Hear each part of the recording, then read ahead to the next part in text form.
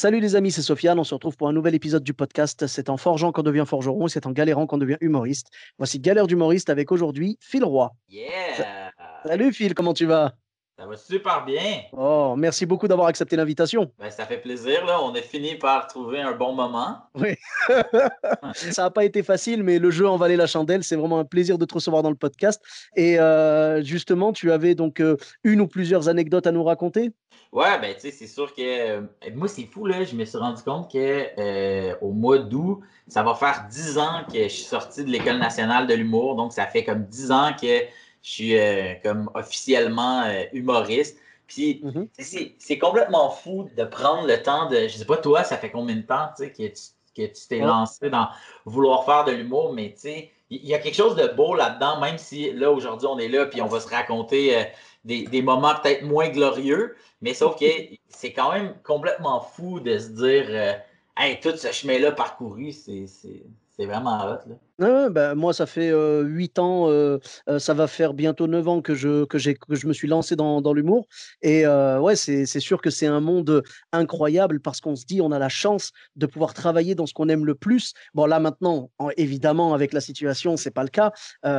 C'est moins intéressant qu'avant, c'est sûr, mais on survit Ouais, quand même et puis on continue voilà, à pratiquer cette passion et tout. Mais c'est vrai que en temps normal, hors Covid, vraiment, c'est le top du top, quoi. Pouvoir monter sur scène, faire de ta passion un métier, tu vois. ah, Et c'est une des plus belles choses qui puisse être donnée de faire. Tu as l'impression de même pas travailler, quoi. Tu prends du plaisir et c'est ton travail. ouais, exact. Je me souviens quand je rodais mon premier spectacle solo. Dans le fond, tu fais des petites salles d'à peu près, tu sais, c'est plus comme des cabarets avant d'aller dans les grosses salles, dans les gros théâtres où on peut accueillir, tu sais, 800, 3000 personnes, là. Tu sais, c'est pas mal. Ouais, Au Québec, c'est pas mal ça, là, tu sais, des salles à 3000, il y en a comme deux, puis tu vas les faire 3 fois dans toute ta vie, là, tu sais, à moins d'être comme, tu sais, vraiment une sincère star, là. Mais ouais. sinon, tu tiens dans des salles, c'est ça, un genre de 800 à 1200, là, c'est pas mal ça le Ah. quotidien. J'ai l'air de dire ça comme si c'était pas impressionnant, mais chaque fois, c'est vraiment impressionnant. Avec le Covid en ce moment, même des salles de 8,5, je prends, tu sais. Ouais, ouais, ouais, c'est full impressionnant. Il fait genre, oh, c'est cool. Mais ouais, c'est ça. Donc, je suis en rodage de mon premier spectacle solo. Puis, dans le rodage, nous, dans le fond, tu sais, je rode quand on monte le show, ben, tu sais, tu testes les jokes, tu testes les textes, tu testes l'ordre, le pacing, tu testes un paquet d'affaires. Puis, à un moment donné, ben, on teste l'éclairage. À un moment donné, on va tester dans la portion de la mise en scène, il y a l'habillage, donc comment je vais être habillé sur scène. Ça va être quoi mes vêtements, tu sais, tu veux pas avoir quelque chose qui, je sais pas, là, tu sais, si t'es pas un humoriste qui court partout, ou tu sais, si t'es quelqu'un qui est plus statique, ben tu veux pas vraiment t'habiller en fluo, tu sais, peu importe, là. Fait que, tu sais, la mise en scène, ben on jase de ça. Puis, dans le fond, nous, j'animais un show télé dans ce temps-là, puis il y avait une styliste pour l'émission de télé. Puis j'y avais demandé, est-ce que tu voudrais me faire un genre de garde-robe? Puis moi, je pars en tournée la semaine prochaine. Donc, j'essaierai, tu sais, plein de pantalons. Puis, tu sais, je vais faire des shows avec. Puis plein de chandails, des t-shirts, des chemises ou peu importe. Puis, à la fin, ben, je vais retrouver comment je vais être habillé parce que c'est quelque chose d'être beau, d'être swag. Sauf que faut quand même être confortable. Puis, tu sais, moi, je ne ferai pas un show avec un capuchon, là, tu sais. Fait Ouais. que je suis dans une petite salle. La salle, c'était vraiment spécial. La salle était dans un centre d'achat. Donc, tu vas dans le centre d'achat, puis Ah oui, à côté du H&M, tu as une salle de ouais, ouais. spectacle. C'est vraiment, vraiment étrange. Fait que, C'est rare ça, non? ben, moi, c'est la première, c'est la seule fois que j'ai vu ça. Le D'accord. nom s'appelle la boîte à bleuets. C'est au Saguenay. C'est comme à peu près à comme 6 heures de route de Montréal. D'accord, OK. Parce que nous, en France, une salle de spectacle dans un centre commercial, à ma connaissance, je crois pas qu'on en ait. Je Ouais. crois pas. Si jamais quelqu'un qui nous écoute sait qu'on a une salle comme ça, n'hésitez pas à me le dire. Mais là, vraiment, je vois pas. Et donc en gros, il y avait des magasins, il y avait plein de trucs de shopping différents et une salle de spectacle. Exactement. Donc, on commence le spectacle. Le spectacle commence à 20h. Le centre commercial ferme à 21h. Et là, je suis sur scène. Ça fait peut-être, je sais pas, là, 45 minutes, 50 minutes. À un moment donné, dans le show, je fais une espèce de fente par en avant, comme une espèce de split squat. Là, donc, je mets mon pied Ouais. gauche en avant, puis je me penche à terre. Puis mon gars, j'ai fendu mon pantalon de la cheville jusqu'à la boucle de ceinture, mais d'un coup, Ah là, ouais. de même. Et là, moi, je vois pas le pantalon, là, mais je sens qu'il y a quelque chose qui vient de se passer. Et là, tout le monde se met à rire.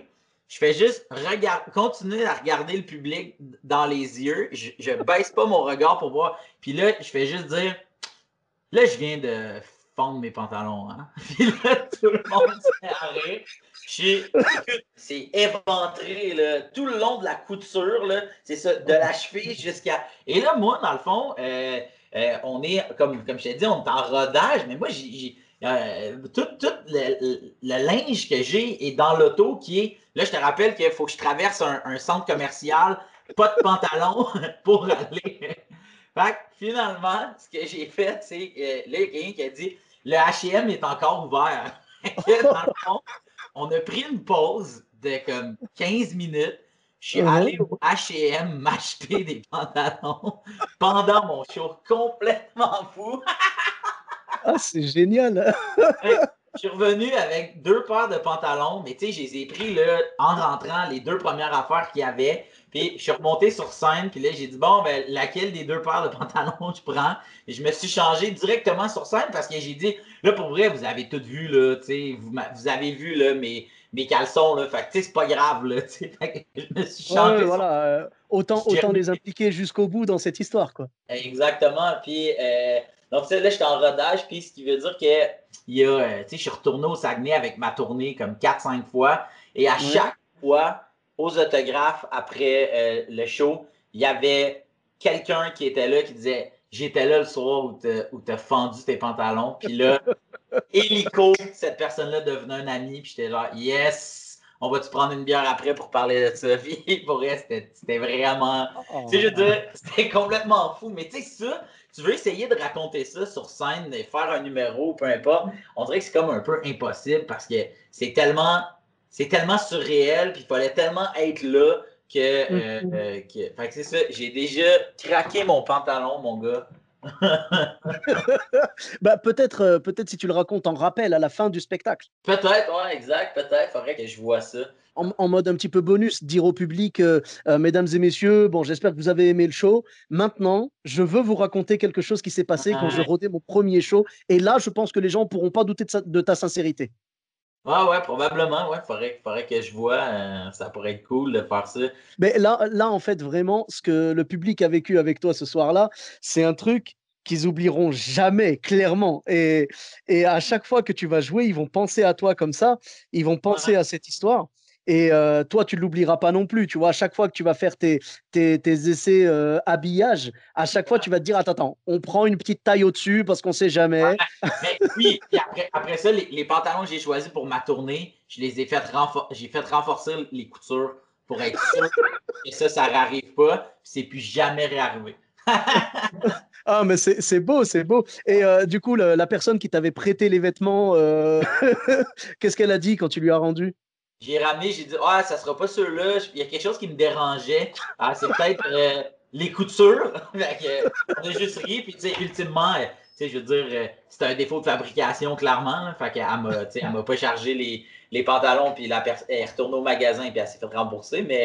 Mais ouais, non, c'était drôle. Puis, mais c'était bon, man. Puis, c'est là après que j'ai fait, OK, on va tout renforcer. Tu sais, puis, mais c'est quand même drôle, tu sais, de dire c'est quelque chose qui aurait facilement pu être comme l'affaire la plus gênante de toute ma vie. Puis Mhm. finalement, bah, c'est juste drôle. Puis l'anecdote, écoute, tout le monde me suivait quand j'étais allé au H&M. On devait être comme 150, là. J'étais à la caisse. Hey, j'étais en show. Puis tu sais, j'étais 5 minutes avant la fermeture d'un magasin, là, puis les gens qui ont déjà travaillé en service à la clientèle, 5 minutes avant la fermeture de ton magasin, là, ça ne te tente pas qu'il y a un client qui rentre. Ouais, je veux m'acheter des pantalons. Tu fais comme non, va-t'en. Reviens demain. Là. Voyons que tu as besoin des pantalons maintenant. va-t'en. Puis là, moi, je suis arrivé, puis là, écoute, les pantalons tout ouverts, parce que je pouvais pas aller me chercher un autre paire de pantalons parce qu'il était dans l'auto. Il a fallu que je traverse le centre d'achat, que je traverse le stationnement. Fait que c'était plus simple, plus rapide d'aller au H&M. Oui, oui, bien sûr, largement. Et ce que je veux dire, en fait, par rapport à cette histoire, c'est que heureusement que tu es, tu vois, comédien, humoriste. C'est ça l'avantage de notre métier, c'est que quoi qu'il se passe sur scène, on va pouvoir en tirer profit. C'est une espèce de license to laugh, tu vois, c'est-à-dire vraiment, Ouais. c'est pas grave. On a un permis, enfin, ou plutôt license to make laugh, tu vois, c'est-à-dire on va faire rire les gens, quoi qu'il se passe sur scène. C'est-à-dire que là, si tu avais été un présentateur très sérieux d'une émission classique, vraiment une émission littéraire, mettons, une émission littéraire, et en Ouais. plein milieu de ton enregistrement, tu as tes vêtements qui craquent comme ça, ah, là, Et c'est la là, fin des là. haricots. Là, c'est terminé. Là. Ouais, vraiment. Tu vois, donc, heureusement, on est des humoristes et quoi qu'il se passe sur scène, voilà, Ah ouais. tout est bon à prendre. Moi, il m'était arrivé un truc, alors pas aussi spectaculaire, je l'avais raconté dans un autre épisode, c'est que quand j'étais sur scène, en fait, j'avais une ceinture OK. et au bout d'un moment, je me suis rendu compte que ma ceinture, tu vois, Ouais. elle pendouillait dans le vent, tu vois, c'est-à-dire que la boucle était restée fermée, mais sur l'autre morceau de ceinture, tu vois. Ah oui, C'est-à-dire, oui, oui. voilà, les deux parties de la boucle étaient sur le même côté de la ceinture, donc ça marchait plus. Et j'ai Ah, senti un truc qui balançait comme ça. J'ai dit, tiens, c'est quoi? Et je vois que c'était la ceinture du coup, et j'ai dit, oh mon Dieu.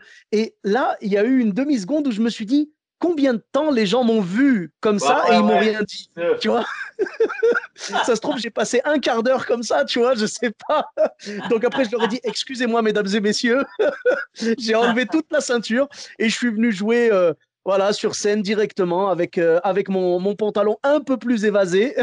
sans filet, man. Sans Voilà, sans filet. filet, exactement. Mais c'est pas grave parce que heureusement, je te dis, on est humoriste. Si on n'était pas humoriste, ça finirait genre sur les réseaux sociaux en mode shame, quoi, tu vois. Ben oui, 100%. Là, tu sais. Bon. Ben, en fait, je pense que peu importe la situation que tu vis, c'est la manière dont tu vas réagir. C'est ta réaction face à une situation qui va faire en sorte, qui justement trace la ligne entre ça va-tu être drôle, ça va-tu être le moment le plus humiliant de ma vie.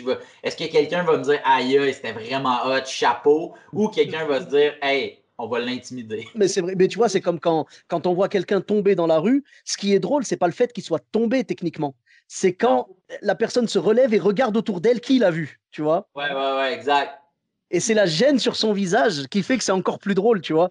Et Ouais. alors que si la personne se casse la gueule et elle se relève immédiatement en disant, vous avez vu? Oh punaise, je me suis pas raté, hein. Et ben là, les gens, tu vois, ils vont pas se moquer de lui. S'il rit, c'est parce qu'ils vont dire, tiens, il l'a bien géré cet imprévu, tu vois. Ben oui, exact. Mm. Puis j'avais une deuxième anecdote Oui.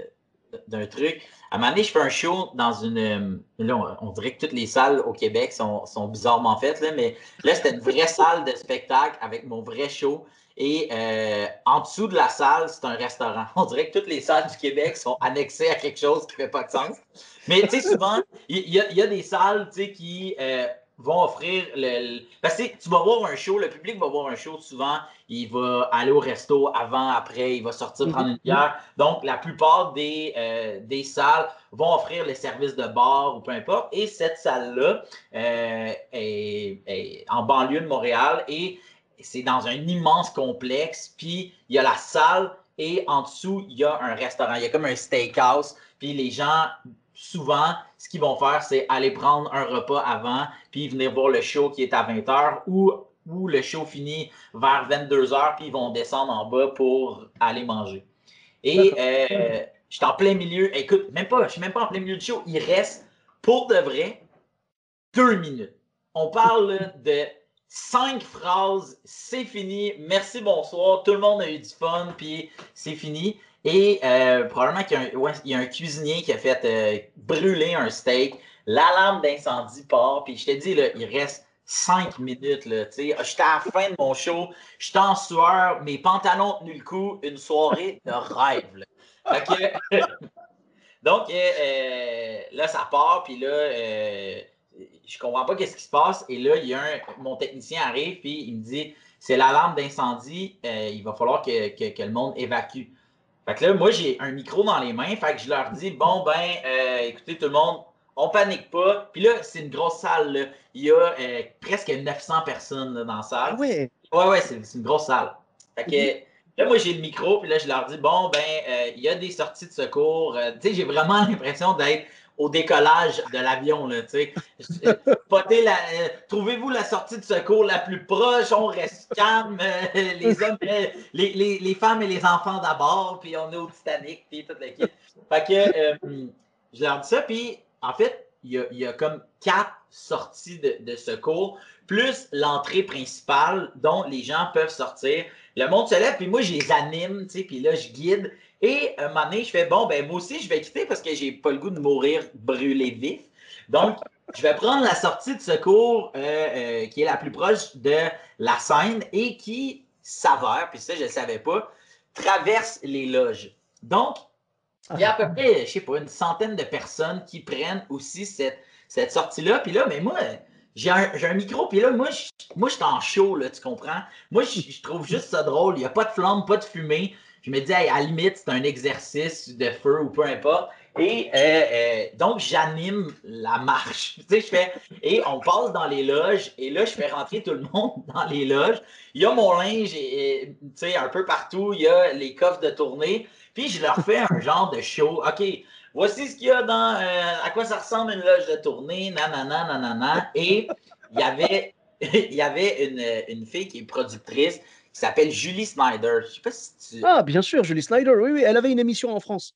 Exact. Julie est là. Puis Julie a fait Oh my God, Phil, c'était donc bien drôle l'animation de ça.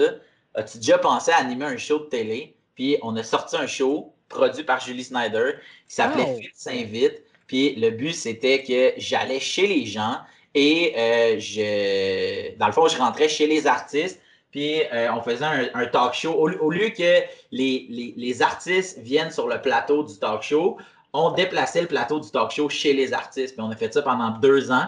Mais si C'est Julie n'était génial. pas venue voir mon show ce soir-là, puis qu'il n'y avait pas eu la lampe de feu, est-ce qu'à ce moment-là, tant que ça, on aurait travaillé ensemble? Je ne le sais pas, tu sais, mais moi, je trouve que c'est ça, quand ça ramène à ce qu'on disait tantôt. C'est important toujours, peu importe ce qui arrive, c'est la réaction puis ce que tu vas en faire. Tu sais, comme C'est vrai. quelqu'un qui tombe à terre, il se relève, il fait une joke ou bien il fait une face ou peu importe. Ça peut mener ultimement à quelque chose de beau. Là, je suis en train de dire, à toutes les fois que vous allez tomber, dites-vous, est-ce qu'il y a un producteur qui regarde? Oh yes, une roue, une roulade. Ah, on parle les Yamakasi. Le premier réflexe, dès que tu tombes, tu regardes, tu fais Julie, Julie, tu vois, voilà. Alors vraiment, vraiment, c'est magnifique comme anecdote parce que là, un accident, c'était un imprévu, tu as réussi à improviser dessus et finalement, tu t'en sors avec une émission pendant 2 ans, c'est génial. Je veux dire, le cuisinier en question qui a brûlé le steak, à quel pourcentage il aura droit? Vas-y. Il y a dedans, comme 5%, ça va être bon. C'est Puis, tu déjà sais, pas mal.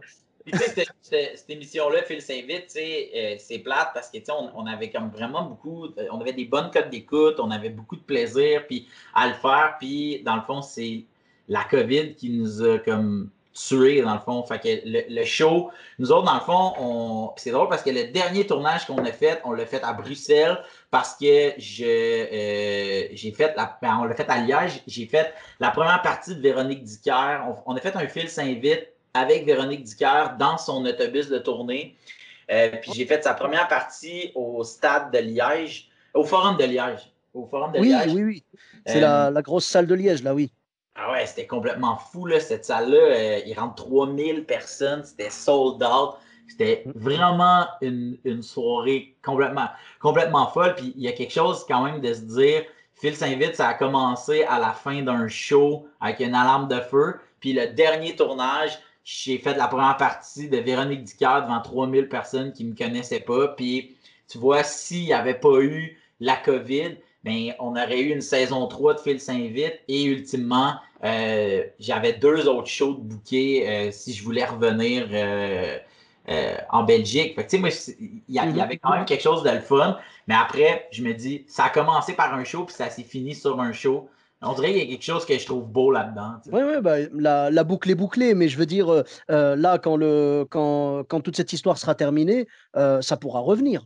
Ben, j'espère, mais tu sais, c'est sûr que moi, entre-temps, j'ai développé d'autres trucs, tu sais, j'ai déposé d'autres projets d'animation de télé, tu sais, fait que est-ce qu'on va être rendu là, puis ça va prendre combien de temps avant qu'on ait le droit, puis avant que les gens aient le goût de recevoir des gens chez Ouais. eux, tu sais, alors, recevoir des amis, c'est un truc, mais recevoir une équipe de tournage, c'est beaucoup de monde, là. Mais écoute, on verra bien quand les spectacles reprendront. Il faudra se renseigner si le cuisinier est disponible. Eh Et oui, pour ah un oui, autre show, ouais. c'est le plus important, c'est vraiment le plus important. Oui. Mais ce qui est bien, tu vois, c'est que les gens qui suivent ta carrière, quelque part, avec les deux belles anecdotes que tu viens de me raconter, c'est que je me dis que les gens qui suivent ta carrière doivent se dire, Phil, quand il est sur scène, il déchire tout et il met le feu, tu vois. Exact. Bah, Je peux rien rajouter à cette phrase-là. C'est vraiment.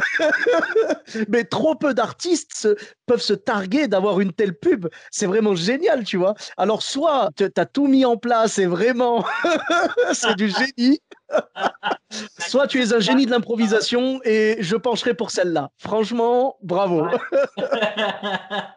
C'est magnifique. Mais c'est ça que j'aime, moi, tu vois, là-dedans, c'est que quand on est humoriste et tout, quand on fait de la scène, quoi qu'il se passe, quelque part, on est fearless, tu vois, on a vraiment peur de rien. Ah, Quoi qu'il se passe dans la salle, on va en tirer un profit, on va improviser au mieux et les gens vont voir notre sincérité et les gens aiment ça parce qu'ils se disent, c'est pas possible que ce soit préparé, ça s'est passé sur place, il a fait ça pour nous, on a vécu quelque chose d'unique, tu vois, et vraiment, c'est ce qui fait la beauté de ce métier, c'est que quoi qu'il se passe, quand ça se passe bien, bah tant mieux, et quand il y a quelque chose qui part en vrille, et ben à ce moment-là, on improvise et puis ça peut donner quelque chose d'encore plus sincère, d'encore plus authentique. ouais, t'as raison. Eh bien, merci beaucoup, Phil, pour ces belles anecdotes. Ah, c'était vraiment magnifique, hein. Franchement, c'est des anecdotes vraiment. J'aurais jamais imaginé que de telles choses puissent se passer, mais c'est le but de ce podcast. C'est vraiment, tu vois, quand les gens me racontent des anecdotes qui me surprennent, je me dis quand même, on fait un beau métier. Il nous arrive des choses de malades et je suis sûr que les prochaines anecdotes, il y en a encore qui vont m'étonner et tout. C'est ce qui fait la beauté de cette passion, tout simplement. On peut te retrouver sur les réseaux sociaux. Phil Roy, donc tout attaché sur Facebook et sur Instagram. Exactement. Ok, merci beaucoup. Pour ma part, vous me retrouvez sur tous les réseaux sociaux, Sofiane Etaï, E de TAI, sur Facebook, Twitter, YouTube, Instagram et TikTok. N'hésitez pas à laisser 5 étoiles sur Apple Podcast ou sur Podcast Addict. Je vous dis à très bientôt pour un nouvel épisode. Bis à tous, même à toi là-bas.